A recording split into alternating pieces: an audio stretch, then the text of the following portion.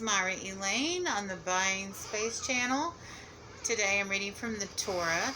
I'm in Genesis 11. The Torah is proceeded through what we would consider backwards, but it's not backwards for a Torah. And on this page we have the original Hebrew, and on this page we have the English translated directly from the Hebrew. So last time in chapter 10 we did the genealogies between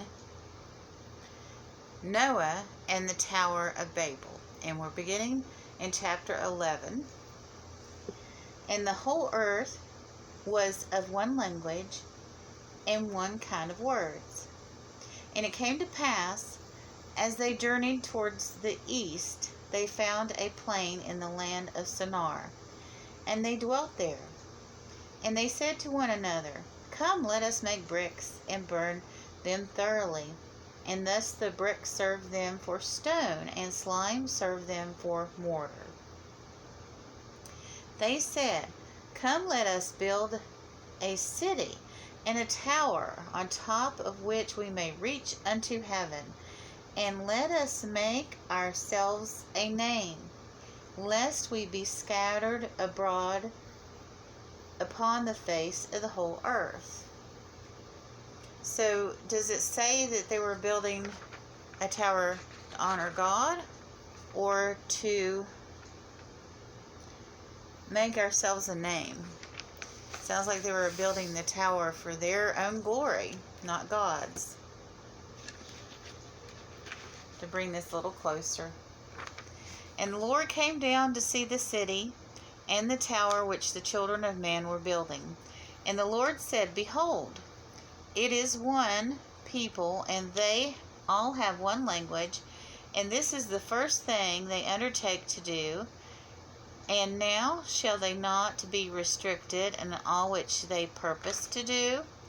Come, let us go down, and confound their language, that they may not understand one another's speech. So God was displeased with them building this tower to honor themselves and to show all they could do and try to reach the heavens to be his equal. So the Lord scattered them abroad from there over the face of all the earth, and they left off to build the city.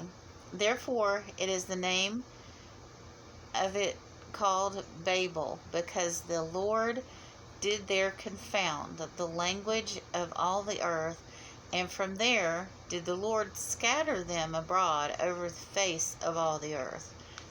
These are the generations of Shem. Shem, when 100 years old, begot Arpachshad 2 years after the flood. And Shem lived after he had begotten Arpachshad 500 years, and begot sons and daughters. And Arpachshad lived 35 years, and begot Shelek. And Arpachshad lived after he had begotten Shelek 403 years, and begot sons and daughters. And Shelek lived 30 years, and begot Eber. Now, Eber is very important. Eber is a root word for Hebrews. And Shelek lived after he had begotten Eber 403 years, and begot sons and daughters. And Eber lived 430 years, and begot Peleg. And Eber lived after he had begotten Peleg 430 years, and begot sons and daughters. And Peleg lived 30 years, and begot Reu. And Peleg lived after he had begotten Reu 209 years, and begot sons and daughters. And Reu lived 230 years after he begot Sherug. And Reu lived after he had begotten Sherug 207 years, and begot sons and daughters. And Sherug lived 30 years, and begot Nachor. And Sherug lived after he had begotten Nachor 200 years, and begot sons and daughters. And Nachor lived and 20 years, and begot Terach. And Nachor lived after he begotten Terach 109 years, and begot sons and daughters. And yes, I turned the wrong way, or the right way.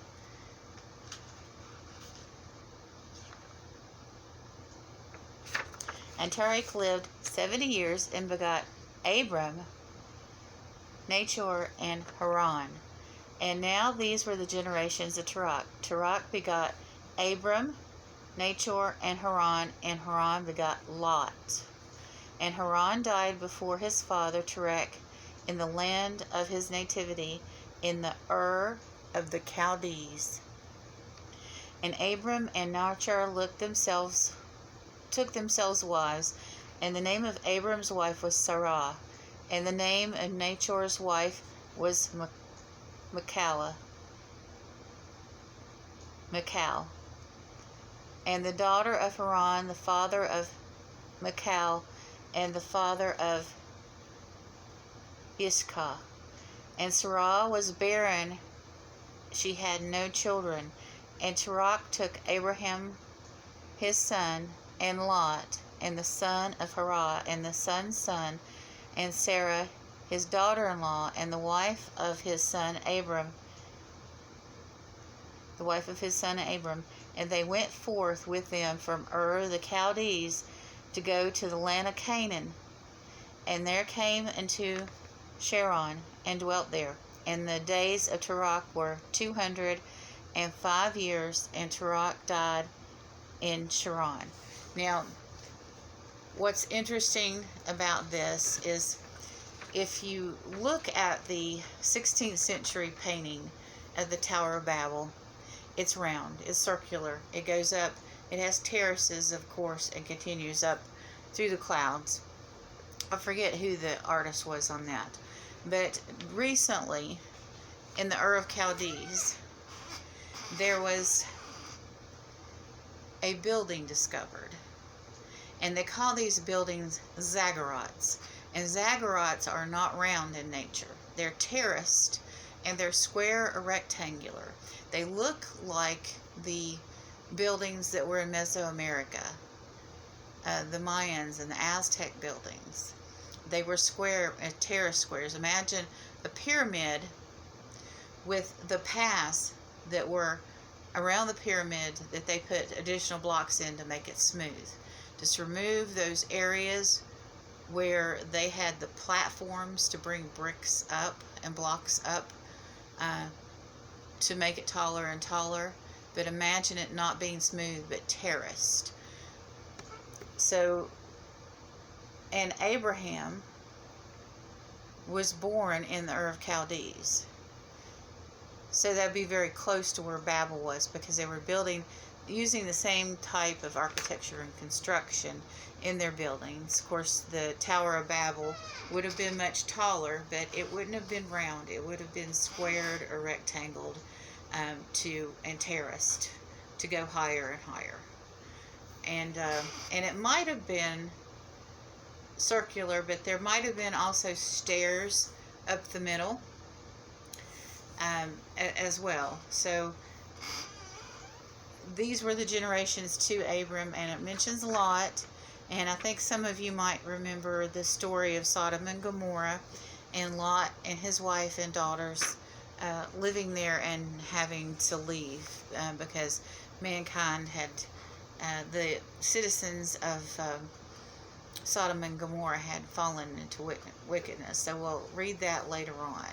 But we've gone through for the generations from Noah to the Tower of Babel, and then after the Tower of Babel down to Abraham. And Abraham is the founder of all the Abrahamic religions, which is Judaism with the Hebrews, Christianity from the arrival and crucifixion and resurrection and ascension of Jesus Christ himself.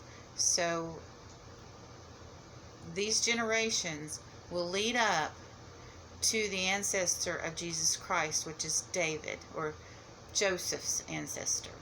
Because Joseph, the stepfather, of Jesus was a descendant of David. And he was the oldest son in the family and would have been looked upon as the natural heir to be king if the Romans had not been in charge. If the nation of Israel had been a nation at the time of Christ's birth, he would have been considered the natural choice to be king of Israel. So the genealogies, like I've said before, are not boring. This history leads to the events. All of this in the Old Testament leads to the birth of Christ. And all the prophecy, tells about John the Baptist and Jesus coming on the scene. Daniel, Ezekiel, Isaiah are just full of prophecy, even though they are full of their own events that were happening at the time. So next time we'll be in the Torah in Genesis chapter 12.